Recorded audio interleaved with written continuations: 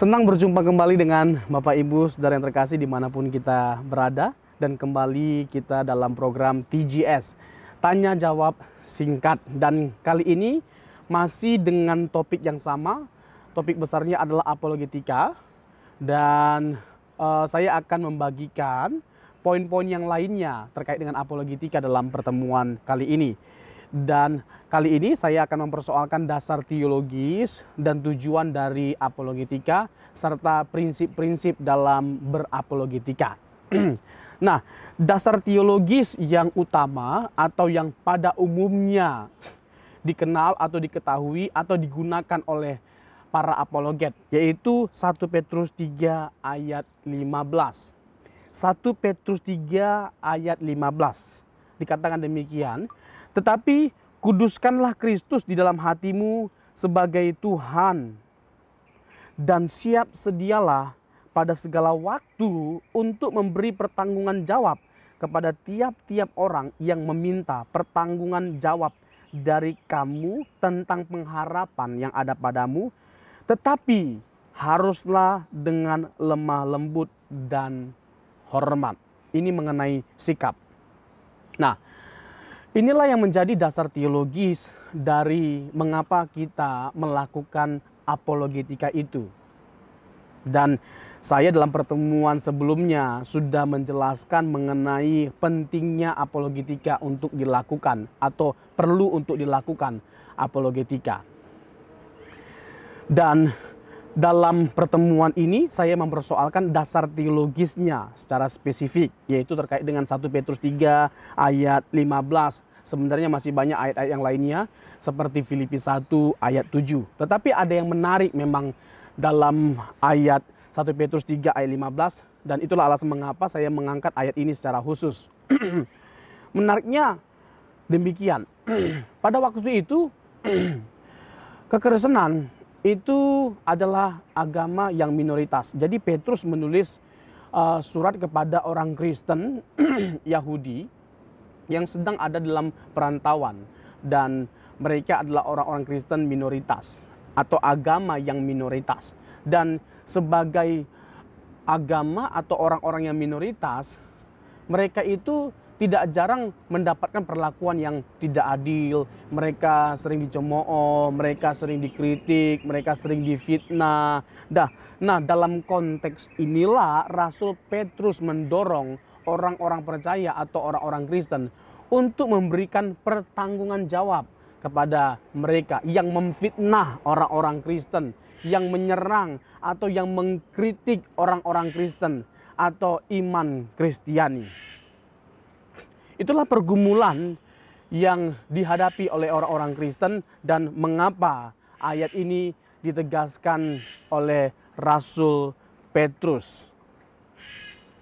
Yang pertama yang perlu diketahui dari ayat ini adalah ketika Petrus mengatakan, kuduskanlah Kristus di dalam hatimu sebagai Tuhan. Dengan kata lain, kita tidak mungkin memberikan pertanggungan jawab kita kepada orang-orang yang mempersoalkan iman kita terkait dengan keilahian Yesus kalau kita tidak percaya bahwa Yesus itu adalah Tuhan. Kita tidak mungkin mempertanggungjawabkan iman kita kepada orang-orang yang mempersoalkan mengapa Yesus disebut sebagai Mesias, mengapa Yesus disebut sebagai Juru Selamat, kalau kita tidak meyakininya terlebih dahulu. Jadi kita pertama-tama harus percaya bahwa Yesus itu adalah Tuhan. Itu poin terpenting atau yang utama yang harus kita miliki sebagai pedoman atau sebagai dasar. Nah, kuduskan Kristus dalam hatimu juga berbicara tentang ketaatan kita dan hormat kita kepada Dia. Dan itu sangat terkait dengan Yesaya pasal 8. Jadi bagaimana kita menguduskan Kristus dalam hati kita, dalam pengertian bagaimana kita tunduk, taat, dan hormat terhadap Kristus. Dan juga ditegaskan, dan siap sedialah pada segala waktu untuk memberikan pertanggungan jawab kepada tiap-tiap orang yang meminta pertanggungan jawab dari kamu tentang pengharapan yang ada padamu. Jadi ada banyak sekali orang-orang dengan berbagai macam case dan jenisnya yang mempersoalkan iman Kristiani, seperti yang sudah saya persoalkan dalam pertemuan sebelumnya. Seperti ada orang ateis yang nggak percaya Tuhan, lalu memakai argumentasi penderitaan untuk membuktikan bahwa Tuhan itu tidak ada. Kalau memang Tuhan itu ada, mengapa penderitaan itu ada? Kalau Tuhan itu Maha Kasih, mengapa Dia membiarkan kita menderita? Banyak sekali pergumulannya, banyak sekali persoalannya, banyak sekali case-nya. Belum lagi orang-orang yang menganggap bahwa iman kekristenan itu nggak masuk akal, dan masih banyak lagi hal-hal yang dipersoalkan oleh banyak orang terkait iman Kristiani. Dan untuk itu menjadi perlu dalam setiap waktu kita terus mempersiapkan diri dan siap untuk memberikan pertanggungjawaban ketika semua hal tadi itu dipersoalkan atau dipertanyakan bagi kita. Lalu ditegaskan, tetapi haruslah dengan lemah lembut dan hormat. Jadi sikap juga menentukan. Jangan kita memusuhi atau memarahi orang yang mempersoalkan iman kekristenan, atau menjadi benci kepada orang-orang yang mengkritik kita. Oh tidak, kita tidak boleh menjadi benci kepada mereka. Justru itu kita harus anggap sebagai sebuah kesempatan, dan kita melayani mereka dengan penuh kasih untuk mereka mengenal siapa Kristus itu, untuk mereka mengetahui kekayaan dalam kekristenan, untuk mereka memahami betapa luar biasanya iman kekristenan itu. Nah, saya persoalkan lebih lanjut ke selanjutnya, yaitu terkait dengan tujuan dari apologetika. Tujuan kita berapologetika bukan untuk menyerang lawan atau mempermalukan lawan. Jangan kita terlebih dahulu memberikan satu serangan terhadap lawan kalau lawan tidak menyerang kita. Dan konteksnya ketika kita diserang bukan bagaimana kita menghancurkan mereka, tidak, tetapi memberikan jawaban atas pertanyaan yang dilontar kepada kita dengan argumentasi yang logis dan teologis, dan tentunya dengan penuh kasih. Berikanlah argumentasi yang masuk akal kepada mereka ketika mereka menuntut pertanggungjawaban. Yang selanjutnya, tugas seorang Kristen adalah memberikan penjelasan atau bantahan terhadap kesalahpahaman maupun kritikan yang ditujukan secara langsung kepada orang-orang Kristen. Tidak jarang orang salah memahami kekristenan. Contoh mengenai Tritunggal. Kita dianggap menyembah 3 Allah. Nah, pertanyaannya, apakah benar kita menyembah 3 Allah?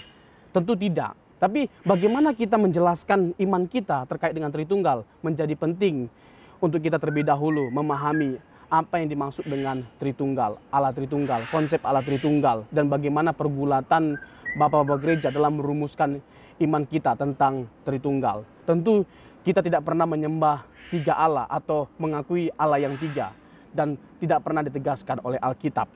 Nah, tapi kita harus tahu bahwa semuanya itu benar-benar ada. Dan itu sesuatu yang tidak asing, apalagi di dunia apologet atau para teolog.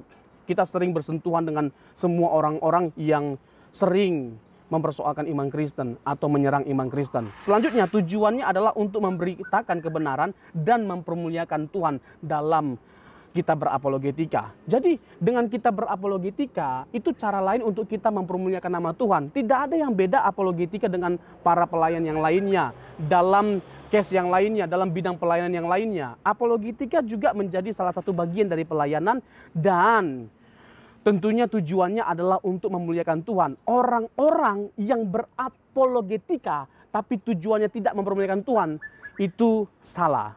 Itu tidak baik. Pasti salah motivasinya, pasti tidak baik tujuannya, dan tidak baik penerapannya. Akan sering lebih cenderung menyerang orang, menjatuhkan orang, menghancurkan orang, menghina orang, mencemooh orang. Itu adalah ciri-ciri dari orang-orang yang tidak memahami tujuan dari apologetika dengan baik, yaitu mempermuliakan nama Tuhan. Jadi kalau sesuatu yang kita bagikan tidak mempermuliakan nama Tuhan, jangan kita lakukan. Jadi kita berapologetika kepada siapa saja yang membutuhkan pertanggungjawaban iman, baik Kristen maupun non-Kristen. Dalam pertemuan selanjutnya, saya akan lebih lanjut menjelaskan mengenai prinsip-prinsip dari apologetika, dan case-case yang lainnya. Tuhan Yesus memberkati. Besar harapan saya supaya video-video yang dibagikan ini menjadi berkat bagi Bapak Ibu. Bapak Ibu boleh bertumbuh di dalam kebenaran. Dan jangan lupa juga like and subscribe dan klik lonceng notifikasi supaya Bapak Ibu jangan ketinggalan video-video yang kita bagikan. Tuhan Yesus memberkati.